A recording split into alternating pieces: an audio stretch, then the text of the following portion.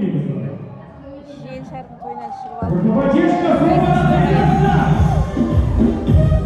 Алешан тойына